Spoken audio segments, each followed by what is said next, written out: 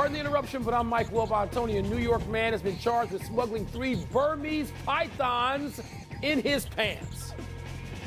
Tony Kornheiser, wow, my record is 2. This guy had 3. Okay, for the record. That's impressive. For the record, I don't care who's reporting that. I don't believe it, and I don't think you do it. Whether a Florida man, maybe. A New York man, no. Look, I don't know much about Burmese pythons, but I think they're pretty big and pretty dangerous. Don't be stuffing them in your pants, kids. Don't. Welcome to PTI, boys and girls. In today's episode, the Bills slam the Steelers. Tom Brady gets a roughing call. And the Mets are already out of the baseball playoffs. But we begin today with the surprising rise of the NFC East. Philadelphia is 5-0, the league's only unbeaten team, having beaten Arizona in Arizona yesterday. Cowboys are 4-1, having beaten the Rams in LA yesterday. And the Giants are 4-1. Yes, the Giants, having beaten the Packers in London yesterday. Wilbon, who had the most impressive win in the NFC East yesterday? Well, first of all, Tony, this is not that surprising. Divisions, people go first to last all the time, last to first. Divisions change. I mean, it's cyclical. It always is. The NFC East was down for a couple of years. So what? Now they're back. They seem to be back. 3 out of 4 teams, as you have highlighted. Tony, I watched like most of the Packers game because it was on at that obscene early hour. I'm going to tell you, I know it's a neutral field, but what I like about the Giants is that they got guts and they got brains. All right? They got some stones. That quarterback, Daniel Jones, he's out there bleeding from everywhere, looking like he's been in an MMA fight. And he comes back out there on a bum ankle and he plays, right? And he's got his star running back out there now. And those two are together, and they're sort of the future of the Giants. Yeah. My God. Yeah. What? I mean, they basically took it to the Packers and said, Aaron Rodgers, eat this. The other victories, Dallas is impressive because they're still playing without their star quarterback. But I'm going to say the New York Football Giants, who I've watched 2 weeks in a row now, because I watched them beat my Bears last week, every play of that game. Right. And I watched every play of yesterday's. Right. Giants, very impressed. Okay, so I'm going to go back to something that Bill Parcells told me a long, long time ago, the great coaches of all time. He said, unprejudice yourself about what you're watching right now. And what he meant was a team may have been lousy last year, a player may have been lousy last year, but right now they're pretty good. Don't bring what you remember about them to the table about them. So let's look at the NFC East. And I think they've been a down league for 4 or 5 years, really down. Washington stunk, and they still stink. They still do. Right? The Giants stunk, and they don't stink anymore. Philadelphia stunk briefly, and they don't stink anymore. And most importantly, Dallas is wildly overrated every single year. Yep. So when I see them now, I think about Bill Parcells, and I try to unprejudice myself. Which leaves you where? About this particular Where does that squad. leave you now? Okay. The Giants are, I don't know how they're winning, but I'm going to credit Brian Daboll. Yes. I'm going to say that he's the coach of the year early. Yep. I know what the Eagles are doing. They're grinding it out. And I'm going to tell you, because I wrote this to you the other day, Jalen Hurts is the early leader for MVP. You did. I was surprised you said that. I'm not going to disagree. And Dallas, I'm not going to disagree. Dallas is better than both of them. Dallas is better. Dallas has a really good defense. They play this week, don't they? And whenever they play, we're all going to watch that. Eagles, Cowboys, don't they play this week? Okay. Dallas has gotten everything you could have asked for from Cooper Rush and more. Yes. But just remember, kids, don't say there's a quarterback controversy. You hand the ball to Dak Prescott. Right. He's the better quarterback by a lot. Yeah. And you see what happens. I don't know what that game is on Sunday night, but I'm taking the Eagles. I'm just telling you now. Let's move to the AFC East. We're just living on I-95. That's all we're doing. Which also featured 3 winners yesterday. The Bills ripped the Steelers and their rookie quarterback, Kenny Pickett. The Jets ran over the Dolphins, who lost backup quarterback Teddy Bridgewater to a concussion early. And the Patriots shut out a Lions team that had led the league in offense. So which win was most impressive, Mr. Tony, to you? Okay, so the answer to this question is Buffalo. It is Buffalo. It is. Buffalo may be a beast. It is. Now, I understand the Steelers are not a good team, but this is the worst beating they've had, Mike, since 1989. Yeah. It's a hell of a way for Kenny Pickett to break in. So the answer is Buffalo. But let me not fail to acknowledge what the Jets did and what the Patriots did. The Patriots are being quarterbacked by a guy named Zappy. Okay, his name could be Zippy Zappy. Well, that's on his And I parents. understand that Detroit, That's on them. Detroit is the worst defensive team in the entire league. But this kid went 17 for 21. That's 81%, Mike. In 2 games, he's at 75%. And Detroit is a real good offensive team, and the Patriots shut them out. The Jets have been horrendous for a long time. Yeah. Absolutely horrendous. And I don't want to give them too much credit because Miami was down to a third-string quarterback. But, Mike, Miami was undefeated 2 weeks ago and had beaten Buffalo. Yeah. And the Jets put 40 on them. Look, It's hard 40 not to isn't say because there's a Buffalo, it's the third-string Jets. quarterback. Yeah. 40 points is 40 points. Tony, that game was close, and then it wasn't. And I'm thinking about my dear friend Mike Greenberg, who was just, he lives with and dies with the Jets like you used to before you abandoned the team of your youth and you became Mr. Washington. I'll get back to that in a second. Go ahead. I was like, wow, the Jets look pretty impressive. But Buffalo can be in a seek and destroy mode, and there may be nothing you can do about it. Because even the game when they were losing last week, down 20-3, I think there was a score in that game, and they came back and beat Baltimore, who bounced back last night. So I'm going to say Buffalo too, Tony. I'm not sleeping on the Jets, but it's a little early to get crazy. I'm going with Buffalo. So let me go with this. You're very fond of saying that I am from I-95, and I am. I grew up in New York. I know. And my whole life, I watched the Jets and the Giants. And I can't tell you how many years they were both terrible teams. I'm going to tell you in the last 5 years, Mike, because Kelleher and I looked this up today. 25 wins Kelleher each? looked it up. I'm just saying. 25 wins each is my guess. 22. They are 44 and 118. Let me repeat that for the West Coast. 44 and 118. And so when I see in the paper that they are now combined 7-3, I think it's a typographic error. I can't believe it. I can't believe it. We move on. We shift to baseball now. The baseball was great. It was. The wild card series are over. Cleveland was the only home team to win, and they did it on the strength of a 15-inning walk-off. Seattle advanced after making a preposterous comeback in Game 2 in Toronto. The Phillies comfortably defeated St. Louis, and the Padres won 2 out of 3 in New York, knocking out a Mets team that had won 101 regular season games. Wilbon, what's your biggest takeaway? You know my biggest takeaway. I watched all of it because I love the 2 out of 3 format. It's not gimmicky like the one-game format. You don't need 3 out of 5 necessarily in the first round of baseball, where they play 3-game series all the time. So this was great. I don't care about anything other than Buck Showalter, okay? Sending the umpires out to, like, feel around on a guy's ears like he's Mr. Spock in Star Trek, all right? Look, I hate the Mets anyway. On a good day, I hate the Mets. Last night, Tony, I wanted that pitcher to turn to the dugout and fire a fastball after he had locked their butts up with 1 hit in 7 innings. I wanted him to fire a baseball into the Mets dugout and hit somebody. That's how angry I was. What the Mets did, I understand it may be within the rules, Tone. It was unsportsmanlike. It was cheap. It was lazy intellectually. It was gutless. It did not honor the spirit of the moment, which is we are getting our butts kicked, and our Buck Showalter will not admit it. So I hope Buck Showalter, as long as he manages anything, if he went back to the Little League, never wins another game. Not a series, not a game. And I am glad the Padres took them out. Okay. That's so my I will takeaway. deal with Showalter. I will deal with Showalter briefly. He looks small and petty because of what he did, but as he said afterwards, I manage the Mets. I'll do anything and everything I can to win, and I'll live with the consequences. Okay, as he lived with the consequences when he wouldn't put Zach Britton in the game with the Orioles some years back. Yeah. Been in the league managing 21 years, never been to the World Series. The Mets, as you well know, more than any other team, well, the Knicks as well, but the Mets are the team of my youth. I know. Love the Mets, and I love Max Scherzer. Max Scherzer got pounded. Home runs. He got home pounded. runs again. Chris Bassett gave him nothing last night, nothing. They got 1 hit off the Padres, and that's not because of ear goop. It's not. They've had 2 important 3-game series in the last 10 days.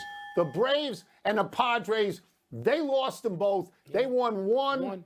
And they lost 5. So say goodnight and drive home safely. Mets, the most exciting thing I saw, though, was Toronto and Seattle. Man, that was unbelievable. Seattle was down 8-1 in the 5th. Unbelievable. They were down 9-5 in the 8th. They cannot win that game, and they won it. That will have long-lasting effects. I'll just say this, Mike.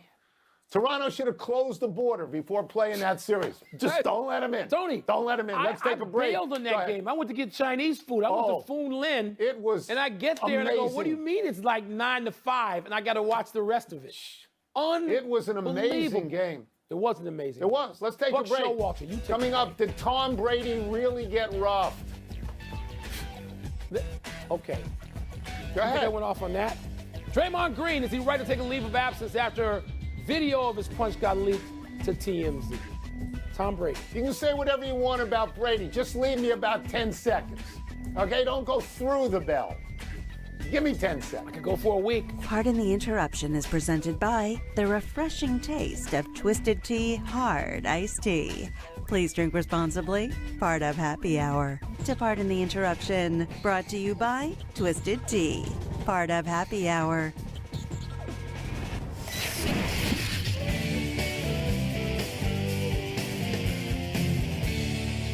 It's time to field messages from the masses. Let me see what's first. Mail time!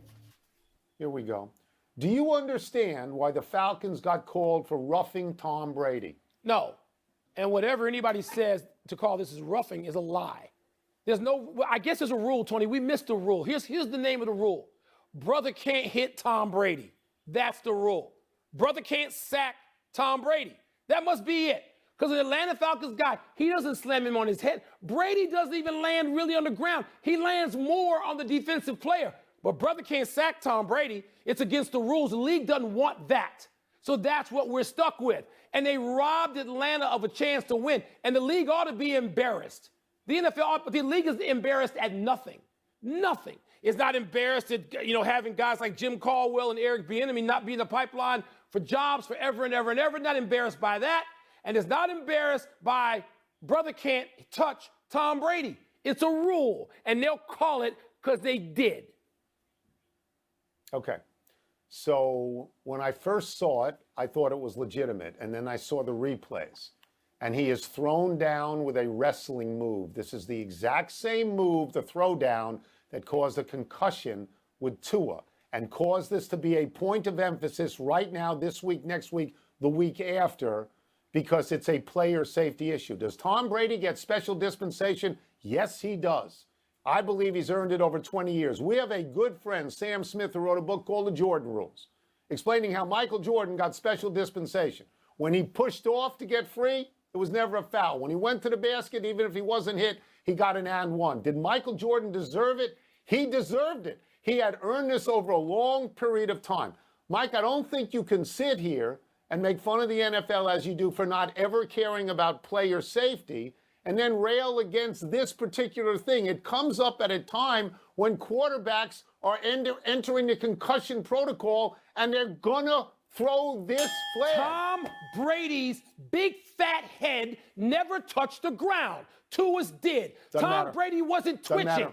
Tua, what? It does matter. Doesn't matter. Then what the hell? Doesn't matter. Is it flag football? No. Brother can't touch Tom Brady. That's the rule. That's it. Ain't Here player we go. safety. One more. Lay him down and put a mint on his pillow. Is that what we got to do with Tom Brady? After seeing the video, are you on board with Draymond Green's leave of absence? He better be lucky he didn't hit Tom Brady because he'd be out of the league. They would have kicked him out forever. Oh, wait, that's that other league. He took a leave of absence because the heat is on. And the video put the heat on. All right? And TMZ has, got this video and has it out there. And look, Tony, the video's the difference. We talked about how there's fights in practice for 100 years, and there have been, and there are, and there will be. But the video of this is what makes the difference. There's going to be memes all the time. You can't get away from this. Neither one of these guys can get away from this. Let me tell you something. If I'm Golden State, I think about trading Draymond Green. Not because he hasn't been uber valuable, because he has been. But I'm going to pay him max money at 34, 35, 36. Am I going to do that? While Jordan Poole is an up-and-coming player, I might have. Maybe I trade him for Jaren Jackson Jr. Maybe I try to trade him for Ben Simmons. Guys who can do a portion of what he can do, and Draymond could go somewhere and win another championship. But I don't know, Tony, that this can work with the two of them there, with this video out there every day. I don't know that it can. Okay, so first of all, I want to stress that this leave of absence is self-imposed. The Warriors are not punishing him. Not a suspension. They're not doing that. He's walking away on his own. I would be far less concerned, Mike, with Draymond Green taking a few days to ascertain his place in the world than I would be infuriated by the fact that this video is out there and this video was leaked. This is an act of sabotage that has come from inside that building. This is a terrible thing. The Golden State Warriors ought to move heaven and earth to find out who leaked this video and fire them Ain't gonna change or her anything. if it has anything to do with this particular team. This is a terrible thing. If this came from Jordan Poole or Jordan Poole's agent or a friend of Jordan Poole's, I don't know that they can stay on the Warriors anymore. I think this is really bad. Because you know why, Mike? You've got to be safe at work. You got to, wherever we work, we got to feel safe at work. How about Jordan Poole feeling safe at work? Draymond Green punched him. How about him feeling safe at work? Jordan Poole pushed Draymond Green first from what I saw all the and time, was yapping at him. All this happens in every practice. Yes, it does. Enough female. Yeah. Let's take one last break. Still to Don't come. touch Tom Brady. Don't breathe on him, brother. They hired just 2 years ago. Where do they go from here? Yeah. Player Draymond safety, Green, Mike. you better be lucky. We be lucky when Tom Brady, Texas's blowout of Oklahoma, was that the most impressive win of the college football weekend. As long as you don't, don't touch Tom Brady. No. Oh, no. You hated him for years. Attacked who I attacked. The league. Not Tom Brady. The league. The NFL. For creating the environment in which that can be sinister. That's who I'm attacking. Jr., like his father before him, one of the great NASCAR drivers ever. Dale Jr. twice won the most prestigious Daytona 500. From 2003 through 2017, Dale Jr. was voted the most popular driver award 15 consecutive times. After retirement, he went on television to talk about races. Automobile racing, more than most sports, is the family business. Fathers and sons, brothers, nephews. The torch passes from one generation to the next. The Earnhardts, the Pettys, the Unsers, the Andrettis, the Elliots, they form a sort of generational loyalty. One small quirk about Dale Jr., he's such a Washington football team fan that during cautions, he had game stats relayed to him as he drove. Yes, true story. Tony, when people ask about the best guests in the history of PTI, I always include Dale Earnhardt Jr., who's a delight to listen to. And you know this. Yeah. Whether you're at the track or in a studio, Dale Jr. can make the most complex things simple. He is a delight. He is. Not so happy anniversary, Roger Clemens. Speaking of delights, on this day 32 years ago, the Rocket, then pitching for Boston, was ejected in the second inning of Game 4 of the ALCS against Oakland by home plate umpire Terry Cooney, who got sick of Clemens yapping at him and cursing at him incessantly on ball and strike calls. The boorish Clemens, of course, denied any wrongdoing, but replays clearly show what Clemens said. Television broadcasters found it disgraceful that Cooney thumbed Clemens. They called it an abuse of power in a playoff game. But we've all seen Clemens abuse his own power, like throwing the bat fragment at Mike Piazza. The Red Sox were swept in this series by Oakland, who were then themselves swept in the World Series by Cincinnati. All the great know-it-all baseball writers wrote the next day that this was the only time, first and only time in history, that a player, a pitcher, could be tossed early in a World Series game. And the great Shirley Povich of the Washington Post for about 75 years wrote his own column, and it said, no, it's not. Because Walter Johnson got thrown out of a situation similarly in like 1920 or 1924 with the following quote, Tony, you remember this, Train told me. Train said to me. Shirley Povich. Train said so to me. everybody else, shut up and go home. Turn your lights out. Javi trails Matt Rule. The Carolina Panthers have fired Rule after a 1-4 start this season. Rule's teams have lost 11 of their last 12 games. He leaves with an 11-27 record in 2+ years in Charlotte, never winning more than 5 games in a season. Rule leaves rich, though. Owner David Tepper, who was infatuated enough to give Rule a 7-year, $62 million contract to tempt Rule away from Baylor, still on the hook for $40 million. Rule's team has no offense. It's last in the league. No quarterback. Few fans. If you scored 17 or more points against Rule's teams, you were 27-1 against him. Steve Wilkes, 3-13 in one season as head coach in Arizona, takes over on an interim basis. Anybody in the NFL front office, including this one, smart enough to get a phone number for Jim Caldwell? I'm just asking. Let's go to the big finish if we could. College football. Georgia back at number 1. Alabama fell to number 3 behind Ohio State. Who had the biggest win of the weekend? Alabama, because they stayed undefeated even though they dropped. I think they did. The Ravens edged the Bengals on the Justin Tucker field goal. Another one. Your thoughts? He is the greatest kicker in the history of the NFL. Yep. He is total money. He's hit 61 straight in the fourth quarter and in overtime. He's beat the Babe. Aroldis Chapman skipped a mandatory workout. He's not on the Yankee playoff roster for the division series. Is that a big loss? No, he hasn't had a save since May 17. This is not like the 2016 Cubs. No, it's not. It's not like that. Apparently over for him. The Predators took 2 from the Sharks in Prague to start the NHL season. You impressed? Now, you can't beat the Preds in Prague. Everybody knows that. Yeah. I like those Messier commercials. Those are great. Last one, Monday Night Football, Raiders and Chiefs. Who you got? Chiefs, Tony. I know the Raiders lost some close games, but I'm still going with the Chiefs. I agree with that. We're out of time. Try and be better the next time, and I'm Tony Kornheiser. I'm Mike Wilbon. Same time tomorrow, knuckleheads. Whatever you do, my brothers, don't touch Tom Brady. Now to get you set for Monday Night Football.